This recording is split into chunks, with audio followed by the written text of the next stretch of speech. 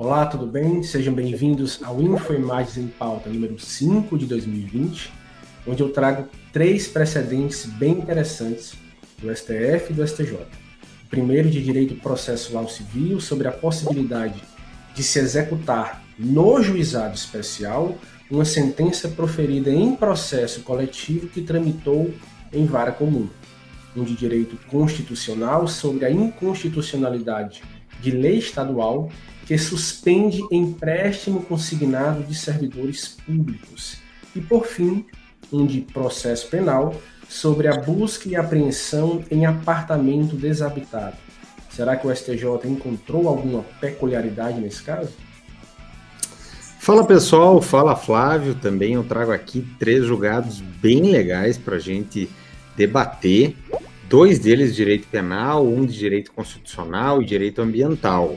O primeiro tema envolveu uma grande polêmica entre a quinta e a sexta turma do STJ, que foi definida pela terceira sessão. A pergunta é, no homicídio doloso, o fato de a vítima ter entre 14 e 18 anos justifica a exasperação da pena base ou é um elemento íncito ao tipo penal? O segundo julgado que eu trago, direito constitucional, direito ambiental, o STF definiu a seguinte questão: norma estadual pode proibir a instalação de usina nuclear no seu território ou, ao contrário, ele estaria, o Estado, ao assim legislar, contrariando uma competência privativa da União. Vamos ver uma discussão bem interessante também a respeito disso, que envolve direito ambiental, proteção à saúde e, por outro lado, a questão da energia nuclear.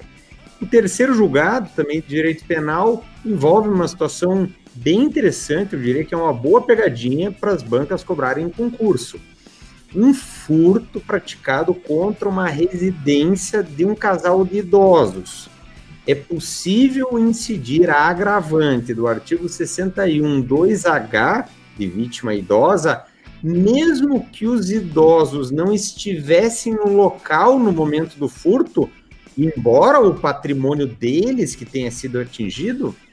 Outra questão legal para a gente ver aqui no Enfermagens em Pauta. Vamos lá.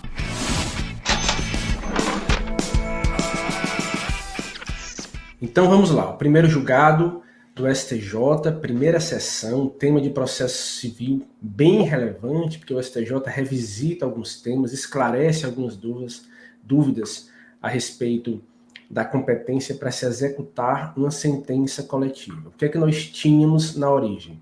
Uma sentença de um processo coletivo que tramitou em vara comum. Nós sabemos que os juizados não possuem competência para tramitar ações coletivas, essas ações coletivas têm que tramitar em varas comuns, então houve uma sentença proferida num processo coletivo em vara comum. Um dos beneficiários, já que é um processo coletivo, existem os substitutos processuais ou os representados. Então, é possível se fazer uma execução individual, um cumprimento individual de sentença proferida em processo coletivo. Então, um desses beneficiários pegou o título executivo e pretendeu executar no juizado, aquele juizado regido pela Lei 12.153, que é o juizado que permite que a Fazenda Pública litigue no polo pacífico. Nós sabíamos que, no âmbito da Justiça Estadual, a Fazenda Pública não litigava nos juizados até a edição da Lei 12.153, que regulamentou essa possibilidade, estabeleceu como valor da causa limite de processamento nesses juizados 60 salários mínimos. Então, como essa execução individual não ultrapassava 60 salários mínimos, a parte tentou executá-la no próprio juizado contra a Fazenda Pública. E aí o STJ debateu o tema na primeira sessão, portanto, bem relevante esse precedente. A primeira sessão, lembrando, reúne a primeira e a segunda turmas. E aí o STJ vai dizer que essa lei 12.153 não traz uma regra expressa de competência. Ela veda, sim, o trâmite de processos coletivos no juizado, mas ela não traz uma regra expressa de competência a respeito da fase executiva, da fase de cumprimento de sentença. Mas ela manda aplicar subsidiariamente as leis 9.099, que trata do juizado estadual, e 10.259, que trata do juizado federal. Essas leis, por sua vez, afirmam: a competência do juizado é para executar as sentenças proferidas no próprio juizado. Então, a regra expressa da Lei 9.099 e da Lei 10.259 caminha nesse sentido. Sentença proferida no juizado, execução no juizado. Por sua vez, o Código de Processo Civil vai na mesma linha, estabelecendo que a competência para executar coincide com o juiz da fase de conhecimento. Quem proferiu a sentença na fase de conhecimento tem competência para promover a execução. É claro que essa regra tradicional do direito processual civil tem recebido certos abrandamentos, quer da jurisprudência, quer da própria legislação. É possível sim se fazer uma alteração de competência, a depender do caso e das premissas, permitindo que a execução tramite em vara diversa daquela que proferiu a sentença. Por exemplo, o Código de Defesa do Consumidor permite que o beneficiário de uma sentença de processo coletivo execute a sentença no seu próprio domicílio, em vara do seu domicílio, diversa da vara que proferiu a sentença no processo coletivo. Mas essa exceção, essa flexibilização da competência funcional para se executar a sentença, chega ao ponto de permitir que uma sentença proferida em vara comum seja executada em vara de juizado? O STJ deu resposta negativa a esse problema, a essa questão. O direito positivo brasileiro não traz essa possibilidade. Sentença proferida em vara comum deve ser executada em vara comum. Mesmo que se troque a vara por algum motivo, por conta dos bens que estão em outro lugar, ou pelo domicílio do exequente, essa alteração da competência não permite a alteração da natureza da vara que vai conduzir à execução. Então, sentença proferida em vara comum será executada em vara comum, ainda que se mude o domicílio dessa execução. E sentença proferida em juizado será executada na vara do juizado. E detalhe, não se pode, na vara comum, numa execução em vara comum, se utilizar o rito do juizado. Nas varas comuns, o rito a ser utilizado é aquele do Código de Processo Civil. E nas varas de juizado, o rito é aquele previsto na respectiva lei de juizado que está sendo utilizada. A 9.099, a 10.259 ou a 12.153. Então, por fim, essa foi a tese fixada em sede de recurso repetitivo. Para resumir, sentença proferida em vara comum é executada em vara comum, sentença proferida em juizado é executada no juizado, e a execução da vara comum não permite que se utilize a lei do juizado. Tema bem relevante, estou certo que vai ser cobrado. Gabriel. Muito bom. Uma de processo civil aí de interesse a tantas carreiras e julgamento repetitivo, né? Então, tema mais quente impossível, né? No processo civil, e eu, por falar em tema quente, trago aqui também daqueles assuntos que vão cair em prova, aqui uma questão de direito penal, um tema que foi também definido não em repetitivo, mas pela sessão, pela terceira sessão do STJ, e mais especificamente para remediar uma divergência que havia entre a quinta e a sexta turmas do STJ. Qual é a questão, pessoal? Nós sabemos que no homicídio doloso há uma causa de aumento, lá no artigo 121, parágrafo 4º, que prevê um aumento de 1/3 da pena, portanto, na terceira fase, quando o homicídio é cometido contra a vítima com menos de 14 anos, além de outras hipóteses, maior de 60 anos, né, e temos outras causas de aumento e qualificadoras ali no artigo 121. Aqui nos importa a questão da vítima de tenra idade. Assim, inclusive, que se fez menção no julgado. Agora, o que é tenra idade? O que estava em jogo nessa discussão?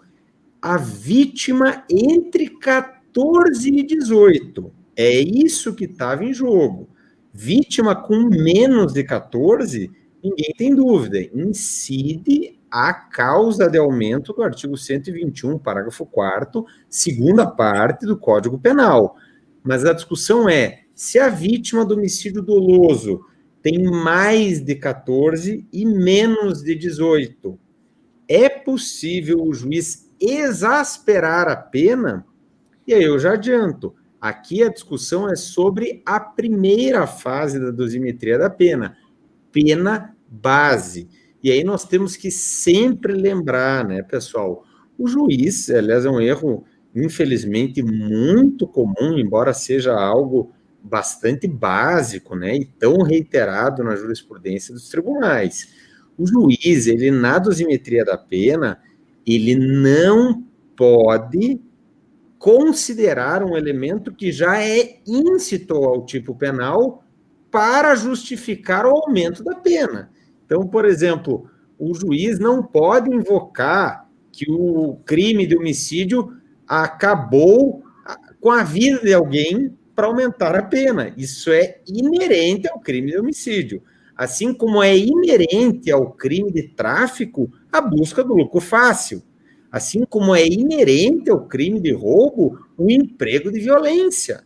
Então, o juiz não pode considerar, para justificar um aumento da pena acima do mínimo, no fato que já foi considerado pelo legislador, já é íncito ao tipo penal e, portanto, o legislador já levou em conta ao fixar a pena mínima e a pena máxima. Aí, a partir, né, desse raciocínio que nós chegamos na questão, vítima com mais de 14, menos de 18. Não é nem causa de aumento de pena, não é nem agravante, e aí resta a primeira fase da dosimetria, circunstâncias judiciais lá do artigo 59. O juiz pode elevar a pena base sob esse fundamento. Lembrem aqui, né, pessoal, há uma ordem de prioridade entre causa de aumento, agravante e a circunstância judicial. Então, se algo é considerado como causa de aumento, ainda que esteja previsto também como agravante, só vai incidir como causa de aumento. A ordem de prioridade é essa, causa de aumento, ou, se for o caso, uma minorante, né, agravante, ou se for o caso, uma atenuante, ou então uma circunstância judicial favorável ou desfavorável. Então, vejam, se não é causa de aumento, mas é agravante, não vai incidir lá na circunstância judicial, vai incidir como agravante, por conta dessa ordem preferencial ou um caráter residual das circunstâncias judiciais frente às agravantes, atenuantes, causas de aumento, causas de diminuição de pena. Então, vítima do homicídio doloso com mais de 14, menos de 18. Não é causa de aumento, não é agravante, e aí chegamos ao ponto. É circunstância judicial negativa? Qual circunstância judicial negativa que poderia estar em jogo aqui, dentre as 8 que nós temos lá no artigo 59 do Código Penal? Consequências do crime. É disso que se trata. A morte de alguém com mais de 14, menos de 18, representa um motivo idôneo para o juiz, com base nisso, justificar a exasperação da pena base, e nisso nós tínhamos no STJ um grande dissenso. A 5ª turma do STJ dizia. Já a 6ª turma do STJ entendia que não. O juiz não pode considerar essa circunstância para exasperar a pena base, já que o fato de falecer alguém com 15 ou 17 anos não é motivo suficiente para dar um tratamento mais gravoso à morte de alguém com 18 anos e um dia. Inclusive, o voto vencido, que foi o voto do ministro Rogério Schetti, ele falava isso. Eu não vejo como aplicar uma pena maior para quem tem 17 anos, 11 meses, e ele não falou 17 e 11, ele falou alguém com 18 anos e um dia ter uma pena no mínimo e alguém com entre 14 e 18, no caso concreto, a vítima tinha 15 anos, ele dizia que para ele isso era indiferente para o tipo penal, porque o tipo penal, quando ele quis dar uma resposta mais gravosa com base na idade, ele o fizera através do artigo 121, parágrafo 4º, vítima com menos de 14 ou mais de 60. Então, uma discussão bem quente, com bons argumentos para os dois lados, mas até me surpreendeu o fato de que no julgamento da terceira sessão, por 8-1, só o ministro Schetti ficou vencido, o outro que entendia, junto com ele na sexta turma, era o ministro Nefe Cordeiro, que é o presidente da terceira sessão e não vota no julgamento ali do colegiado maior. Então, por isso, ele até fez menção no voto dele, dizendo que o presidente o acompanharia, né, mas não votaria ali no caso. Então, por ampla maioria, pessoal, ou seja, tema sedimentado, o que prevaleceu? O entendimento da quinta turma. E o que a quinta turma vai dizer? Embora a causa de aumento seja para a vítima com menos de 14, nada impede que o juiz exaspere a pena base, com base nas consequências do crime, que são mais gravosas, no homicídio cuja vítima tem entre 14 e 18 anos. E aí, o que se argumentou? Que ceifar a vida de alguém que tem entre 14 e 18 anos ceifa uma gama de possibilidades e perspectivas na vida em tenra idade. Inclusive, no julgado chega a falar em adolescente, mas eu só lembro que adolescente é acima de 12. Então, adolescente com 12 a 14, ninguém tem dúvida, é a causa de aumento do artigo 101, parágrafo 4º, ou seja, aumento de 1/3 lá na terceira fase da dosimetria, como nós sabemos. Já em relação aqui, a discussão, a bem da verdade, embora em partes do julgado se fale em tenra idade, jovem, ou então em adolescente, a bem da verdade que estava em jogo era a vítima entre 14 e 18 anos. E aí se falou também que uma vítima, como era o caso, né, de 15 anos, acaba causando um sofrimento maior nos pais e familiares, porque é uma inversão da ordem natural das coisas. Alguém morrer em tenra idade, entre 14 e 18, merece uma resposta penal mais gravosa. E, finalmente, também o STJ vai dizer há um aumento preocupante do número de homicídios contra adolescentes. Ele fala em adolescentes, mas, na verdade, como eu disse, o que importa é entre 14 e 18. E aí, o voto vencedor traz dados da Unicef para comentar sobre esse aumento significativo. Se alguém quiser ver os dados, bem interessante, uma compilação de dados veiculados pela Unicef, um aumento significativo de homicídios, e interessante, a esmagadora maioria dos homicídios contra meninos. A maioria dos homicídios contra adolescentes são contra meninos no Brasil, a esmagadora maioria. E aí o STJ traz isso para externar. Há uma preocupação, e isso, a bem da verdade, traz uma justificativa para que o juiz exaspere a pena base, primeira fase, a partir das consequências do crime. Então, o tema agora foi pacificado pela terceira sessão, e eu aí me arrisco a dizer que, e eu faço com absoluta tranquilidade, assim como nós vimos na questão anterior, que é um tema de grandíssima probabilidade de cobrança nas próximas provas, Flávio.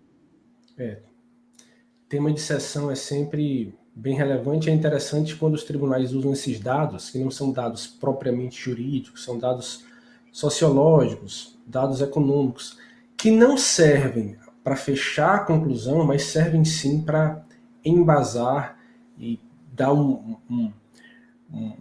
concreto ali, uma fundamentação extrajurídica que enriquece os votos. Eu sou um entusiasta desse tipo de fundamentação. Bom, seguindo agora para o direito constitucional, uma lei do Estado do Rio Grande do Norte que suspendeu o empréstimo consignado dos servidores do Estado por 180 dias, motivada pela pandemia da Covid-19. Possível dificuldade de pagamento, um momento diferente pelo qual todos passamos. O legislador estadual, então, tendo em vista essas razões, relevantes razões, suspende por 180 dias os pagamentos desses empréstimos consignados, que são aqueles empréstimos já descontados na própria folha, no próprio contra-cheque dos servidores públicos. E o tema chega no Supremo Tribunal Federal via ação direta de inconstitucionalidade. Isso é muito legal, porque muitas vezes nós observamos o conteúdo das leis e percebemos, nossa, mas essa lei é bem justa, ela é interessante, ela vai equacionar de um modo razoável as relações jurídicas. E aí nós vamos ler a conclusão tomada pelo Supremo Tribunal Federal e o STF declara a inconstitucionalidade dessas regras. Não raro declara a inconstitucionalidade dessas regras. E aí esses temas servem para revisitar alguns institutos. O primeiro deles, que é preciso ressaltar aqui para entendermos o julgamento. Existem, grosso modo, duas espécies de inconstitucionalidade. A inconstitucionalidade formal e a material. A inconstitucionalidade formal se relaciona ao próprio processo de elaboração da norma jurídica, desde a autoridade ou órgão que tem iniciativa para promover esse processo legislativo, ao quórum de aprovação dos atos normativos, à matéria que pode ser veiculada num dado ato normativo, se ele é proveniente da União, do Estado, do município, etc. Tudo isso caracteriza, uma vez violada a regra constitucional que rege o assunto, caracteriza uma inconstitucionalidade formal, que era o caso, como nós vamos ver. E a inconstitucionalidade material se relaciona com o próprio conteúdo da norma jurídica. Aí o parâmetro de controle a ser levado em conta são as normas constitucionais que produzem, que geram direitos e obrigações, direito de propriedade, sistema tributário nacional, enfim, todas aquelas regras que regem as diversas relações do Estado e do indivíduo da sociedade civil. O caso envolvia uma inconstitucionalidade formal. E aí vamos lembrar esses dispositivos da Constituição com a nomenclatura que cada um utiliza, porque o Constituinte foi bem técnico quando estabeleceu esses dispositivos. Vamos lá. Desde a competência administrativa, passando também pela legislativa. O artigo 21 da Constituição trata da competência administrativa, ou seja, para implantação de políticas públicas, para a realização concreta de atos, e não a legislativa, a competência administrativa. E o 21 da Constituição prevê aquela competência da União, que é a competência exclusiva, só a União vai agir. Em sequência vem o artigo 22, que prevê a competência comum de todos os entes da Federação. União, Estados, Distrito Federal e municípios. Competência administrativa também, para praticar, executar políticas públicas, concretizar atos, concretizar a política, não legislar. Só aí, né, Flávio? Só para colocar, tu falou 22, era o 23 que tu queria se referir, o 22, sim. Isso, pulou. E aí depois vem o artigo constitucional que prevê a competência privativa da União para legislar. Olha o termo que a Constituição utiliza, competência privativa da União. E depois a norma constitucional que trata da competência concorrente para legislar. Olha o termo que a Constituição utiliza. Quando ela quer falar de competência administrativa, ela fala competência comum. A legislativa, ela fala concorrente. E os examinadores gostam de reproduzir exatamente esses termos. E na concorrente, que é a competência legislativa, o texto constitucional fala em União, Estados e o Distrito Federal. Para os municípios, ele vai prever lá no artigo 30 que o município vai legislar sobre questões de interesse local ou então suplementar a legislação federal ou estadual. Então, a base do tema é essa. E o que é que nós tínhamos no caso concreto? Uma lei estadual regulamentando uma relação jurídica entre servidores públicos e instituições financeiras. É um contrato. Contrato é tema de direito civil. E quem legisla sobre direito civil, privativamente, é a União. É a União. E ainda vai mais. O Supremo avança e diz: esse dispositivo adentra não só na competência privativa da União para legislar sobre direito civil, mas também para legislar sobre política de crédito, algo que também é da competência privativa da União. O sistema financeiro nacional é regulamentado pela União, até porque precisa um poder central para perceber a política micro, a política macro, a política internacional, fazer essa conexão da economia interna com a economia externa, crédito, débito, etc. Então, essas duas regras constitucionais foram violadas. Uma de direito, uma invasão da competência privativa para legislar sobre direito civil e a invasão da competência legislativa para tratar de política de crédito. Inconstitucionalidade formal. É isso, Gabriel. Muito interessante, Flávio. E eu também trago um julgado que é na mesma toada uma discussão sobre competências. Esse tema de competência, né, Flávio, é sempre quentíssimo, porque o Supremo decide em toda a sessão plenária, ele decide essas questões. E a discussão é sempre isso, por exemplo, essa questão do consignado. É direito civil ou é também legislar sobre proteção ao consumidor, que é concorrente, os estados podem editar normas específicas, né? É só direito civil ou tem política de crédito? Eu até diria que nesse caso que o Flávio comentou, a bem da verdade é mais até direito do consumidor. Quando se fala em direito civil, se fosse uma norma que suspendesse todos os contratos, aí envolve contratos envolvendo o consumidor ou não. Como era consignado é sempre direito do consumidor. Então, gera aí essa dúvida. Mas tinha uma outra questão, que é política de crédito, que é o sistema financeiro, e aí envolvida a competência da União. O que eu trago envolve uma discussão semelhante no que diz respeito ao raciocínio lógico. O que nós tínhamos, pessoal? Uma norma da Constituição do Estado de Sergipe que previu uma vedação no âmbito daquele estado à construção de usinas nucleares, ao transporte de cargas radioativas e ao depósito de lixo atômico, né? Como a gente teve o caso do Césio 137 em Goiânia, né? Foi uma tragédia, depósito irregular de lixo radioativo que causou a morte de dezenas de pessoas e também acarretou danos irreversíveis à saúde de centenas de outros. Então, é um tema muito sensível que envolve o quê? Direito ao meio ambiente ecologicamente equilibrado, porque, logicamente, as substâncias, como a gente já, né, sabe, conhece antes, né, um antecedente que, na verdade, é o mais famoso, o caso de Chernobyl, né, o acidente nuclear de Chernobyl e toda a tragédia ambiental. Envolve o direito ambiental e envolve a saúde humana, envolve os dois. E aí, o que nós tínhamos sobre essa norma da Constituição Estadual de Sergipe? A discussão sobre se ela era constitucional, já que tangencia o tema de energia nuclear. Então, esse embate ele é muito comum.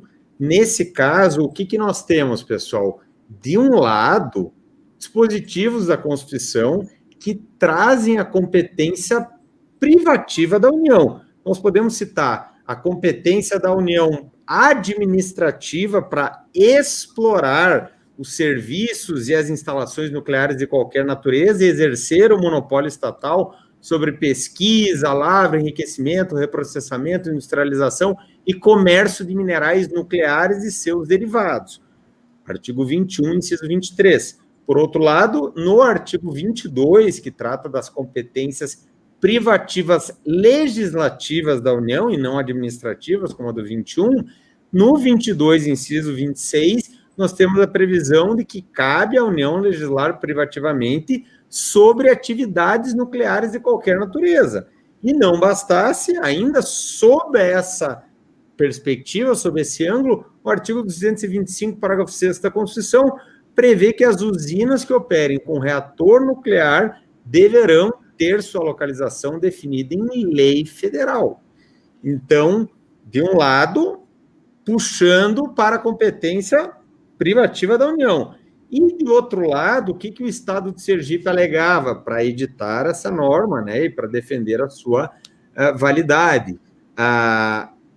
Na Constituição, também se prevê como competência legislativa concorrente, como o Flávio disse, a questão de legislar, competência, portanto, dos Estados, Estado, Distrito Federal e União. Claro que a União define normas gerais, os Estados e o Distrito Federal suplementam, né, artigo 24, parágrafo 1º, a competência concorrente para a proteção ao meio ambiente, e está em jogo a proteção ao meio ambiente, e também a defesa da saúde.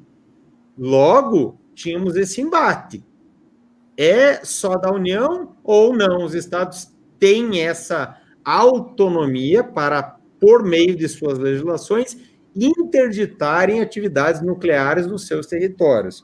O Supremo entendeu, por ampla maioria também, na linha do voto do relator, o ministro Celso de Mello, foram 3 vencidos aqui no caso, então a maioria foi ampla, a maioria, 8, portanto, né, dos 11, entendeu, por acompanhar o voto do ministro Celso de Mello, que prestigiou o enfoque de que a Constituição outorga ao poder central da União a competência para, com exclusividade, legislar, explorar tudo que diga respeito a atividades nucleares. Inclusive, ele lembrou que a jurisprudência do Supremo vem nesse sentido há muito tempo, inclusive sob a égide da Constituição de 1969. Então, já da tradição do nosso direito e também da jurisprudência do Supremo, que esse tipo de definição cabe à União. Não pode, portanto, o Estado dizer: eu não quero usina nuclear aqui. Não tem autonomia para isso. Isso quem define é a União. Isso faz parte do pacto federativo desenhado na Constituição Federal. Da mesma forma, não pode proibir lixo atômico, depósito de lixo atômico no seu território, e da mesma forma, tampouco pode interditar o transporte de cargas radioativas nos seus domínios, porque tudo isso é matéria de competência privativa da União. Então, um tema bem legal aí para cobrança e, aliás, um dos últimos julgados do ministro Celso de Mello, né, Flávio? Já aí de saída do Supremo, mais um caso aí interessante que ele deixa na história, que ele escreveu, né, o direito brasileiro e na jurisprudência do Supremo Tribunal Federal. E mais uma vez surge o termo privativo, que é relacionado à competência legislativa da União. É bem interessante que o legislador constituinte fez realmente o uso de expressões diferentes. E isso não foi um mero acaso. Essas expressões terminam por ser reproduzidas nas diversas provas. É interessante nós sabermos exatamente qual expressão está ligada com qual tipo de competência, administrativa ou legislativa. Pessoal, e para terminar, um julgado de direito processual penal relativo à busca e apreensão em apartamento, imóvel desabitado. Então, dá para também revisitar algumas premissas, bem legal.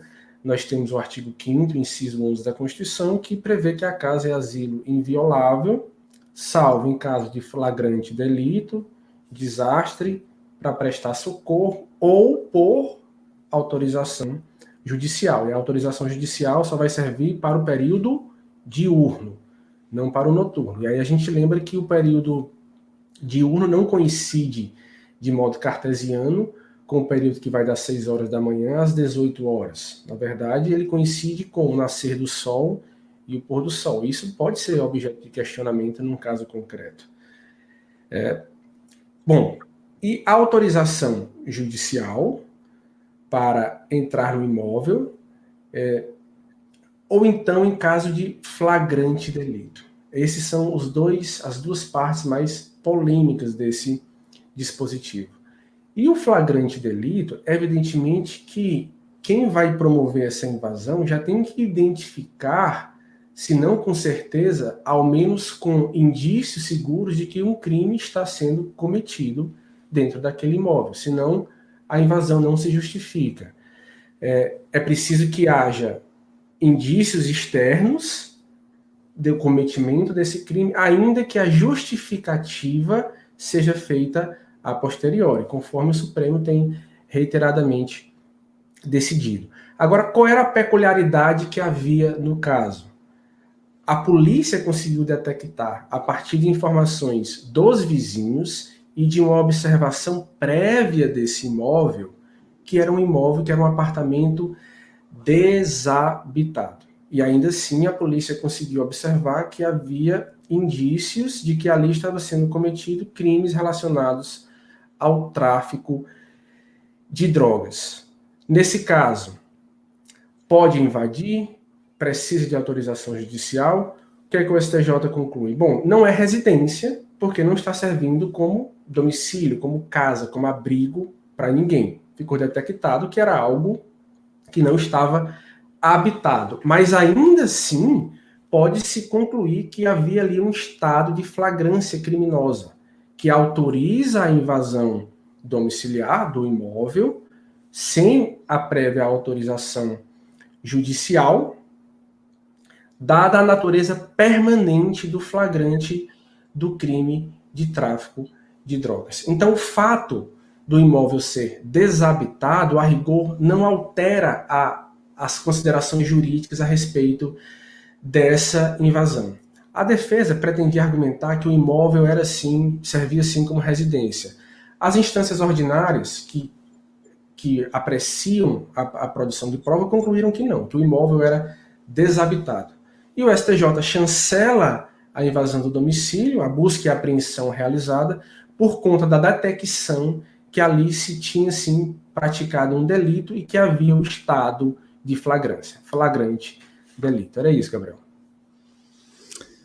Bacana, Flávio, né? A gente tá com enfermares aí recheado de temas de penal e processo penal, né? Metade do nosso enfermares, como, na verdade, muito comum, né, Flávio, a gente ter julgados que chamam muito a atenção nos informativos, exatamente da área penal e área processual penal, já que também há uma casuística aí enorme, né? Eu acho que pelo fato de ter muitos habeas corpus julgados pelos superiores, cujo juízo de admissibilidade é mais flexível, esses temas penais terminam sendo mais decididos do que outros, porque um RESP e um RE têm requisitos de admissibilidade mais rígidos, e o tribunal pode afastar o julgamento de mérito nesses casos. Exatamente. E eu trago para a gente finalizar esse nosso Enfermares em Pauta uma discussão também aqui de direito penal bem interessante. Eu acho que é uma boa pegadinha para cobrar em prova e que também nos permite revisitar a jurisprudência do STJ na matéria e enxergar uma situação muito peculiar, que, na verdade, não tem o mesmo desfecho dos outros julgados que envolvem a mesma agravante, que já vamos falar, mas por revelar, na verdade, uma peculiaridade, não há uma contradição jurisprudencial, não é disso que se trata. Qual é a questão, pessoal? Imaginem o seguinte caso concreto. O autor do crime de furto o pratica, vou colocar bem um caso concreto, um furto cometido com um rompimento de obstáculo, né, um furto qualificado, em residência, houve até continuidade delitiva, foi mais de uma residência furtada, mas uma dessas residências envolvia um casal de idosos que era quem habitava naquela casa e que era, portanto, o titular daquele patrimônio. nós sabemos que o artigo 61, inciso 2º, a linha H do Código Penal, prevê como agravante, ou seja, segunda fase da dosimetria da pena, né, a circunstância do crime ter sido cometido contra criança, contra idoso, ou então contra enfermo ou contra mulher gestante. Aqui nos interessa a questão do idoso. Idoso, quem tem mais de 60 anos, né? O que estava em discussão, pessoal? Ninguém tem dúvida de que se o autor do crime do furto chegasse numa casa com idosos, ainda que ele não soubesse que a pessoa tem mais de 60, digamos que ela tinha 61. Ah, mas eu não sabia que a vítima tinha 61. Eu achava que ela tinha 59, então não incide. Pessoal, aí a agravante não ia ser aplicada nunca, né? Porque a gente tem que dizer que o sujeito sabia da idade da vítima, né? Então a jurisprudência pacificou o entendimento de que essa agravante é de natureza objetiva. Logo, independe do conhecimento prévio pelo autor do delito quanto à idade da vítima ser superior a 60 anos. Ou então, ser criança, né, que seria outra hipótese, né, menos de 12 anos, né, que é o critério do ECA e que é, por uma interpretação sistemática, adotado pela doutrina maciça a respeito dessa agravante. Então, pessoal, essa circunstância é indiferente. Não adianta o réu dizer, eu não sabia que a vítima ali do roubo, por exemplo, tinha mais de 60, eu achei que ela tinha 59. Aí seria responsabilidade objetiva. Não, é um dado objetivo. Representa maior reprovabilidade por atingir uma vítima idosa, que goza de uma proteção constitucional qualificada e também, né, claro, no Estatuto do Idoso, Lei 10.741 de 2003. Isso é indiferente. E também não é necessário demonstrar, a acusação, no caso, né, o ônus probatório dela, de demonstrar que o fato de a vítima ser idosa representou, na prática, uma maior vulnerabilidade, uma menor capacidade de proteção. Então, não é porque a vítima tem 62 anos e é um brutamonte forte, como tem muitos hoje em dia, né? Muito saudáveis e, inclusive, com uma força maior do que um magrelo igual nós, né, Flávio? Não é, e isso é indiferente para a incidência da agravante. Vai incidir a agravante. Mas vejam, a situação que o STJ cuidou nesse precedente, ela era peculiar. Por quê? Porque o autor do furto entrou na residência, rompeu o obstáculo, furto qualificado, mas a residência, embora de idosos, embora o patrimônio furtado, subtraído, fosse de um casal de idosos, não estavam em casa.